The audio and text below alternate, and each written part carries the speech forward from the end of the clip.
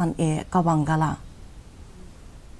Menteri Tnat PHE Marcus Marak hakasngi palay ula pentip baka Tnat Jong-u Thmu ban Pynïoh kor na ka Bynta sanlak Tylli ki Longïing Shuwa ka Krismas hapo ka Jal Jeevan Mission.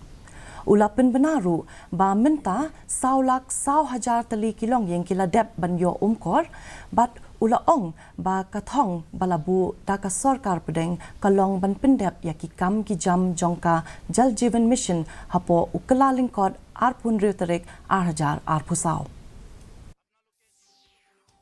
So I did the review meeting and then I got an assurance from the engineers from all the divisions that we should be touching, before Christmas we should be touching almost 5 lakhs. You will never imagine that they have been, while we are sleeping, they could not sleep. They've been working at night also, till night also. So they're the one who deserve, congratulations. I've thanked them, I've congratulated them, and I even requested them that this is not the end. We have to reach the target that we have been assigned to give. University School of Law and Research